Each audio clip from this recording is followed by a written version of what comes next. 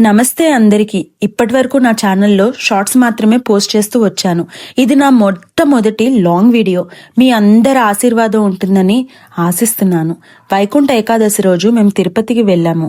నిజం చెప్పాలంటే ఇది ముందుగా ప్లాన్ చేసిన ప్రయాణం కానే కాదు. సప్త శనివారాల వ్రతం నేను చేసుకున్నాను. 8 వారాలు పూర్తయింది.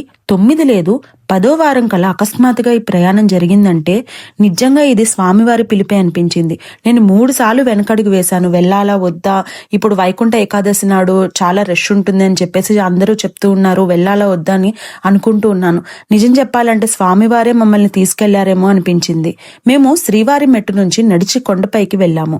ఉదయం 7 గంటలకి మేము స్టార్ట్ అయితే 11-11:30 కల్లా మేము కొండపైకి వెళ్ళిపోయాము.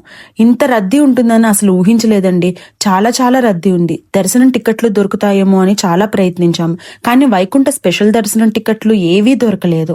అప్పుడే అన్ని స్వామివారి పైన వదిలేసి సర్వదర్శనానికి వెళ్లాలని నిర్ణయించుకున్నాము. అక్కడ దాదాపు 18 గంటల పాటు క్యూలో నిలబడ్డాము. కూర్చోడానికి చోటు లేదు, నుంచోడానికి చోటు లేదు, కనీసం అసలు ఊపిరి పీల్చుకోవడానికి పక్క నుంచేమో చల్ల గాలి. అసలు నా జీవితంలో ఇంత కష్టమైన తిరుపతి అనుభవం ఎప్పుడూ ఎదుర్కోలేదండి. కానీ ఆ 18 గంటల కష్టం స్వామివారిని చూసిన ఒక్క క్షణం మర్చిపోయాను. సాధారణంగా నాకు ఒక్క సెకండ్లోనే దర్శనం అయిపోతుంది, ఎందుకంటే అక్కడ అందరూ తోసేస్తూ ఉంటారు. అసలు ఒక్క నిమిషం కూడా స్వామివారిని అంత కష్టపడి వెళ్ళినా కూడా కళ్ళారా చూసుకునే యోగం ఏనాడు నాకు స్వామి కలిగించలేదు. కానీ ఈసారి అయితే స్వామివారిని సరిగ్గా చూసుకున్నాను. దాదాపు 2 నిమిషాల పాటు స్వామివారిని ప్రశాంతంగా దర్శించుకున్నానండి. నా కష్టాలు, నా బాధలు అన్నీ అక్కడే వదిలేసినట్టుగా అనిపించింది.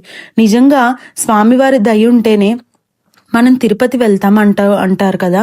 నా ఈ ప్రయాణం అదే నిజమని అనిపించింది. మనం అనుకుంటే కాదండి, ఆయన పిలిస్తేనే మనం వెళ్తాము. 2026 సంవత్సరం మొదటి రోజునే నాకు స్వామివారి దర్శనం జరిగింది. ఇది నా జీవితానికి, నా కుటుంబానికి, ఈ సంవత్సరం మొత్తానికి ఒక మంచి ఆరంభంగా భావిస్తున్నాను. స్వామివారి ఆశీర్వాదం అందరికీ ఉండాలని కోరుకుంటున్నాను. గోవిందా గోవిందా. నా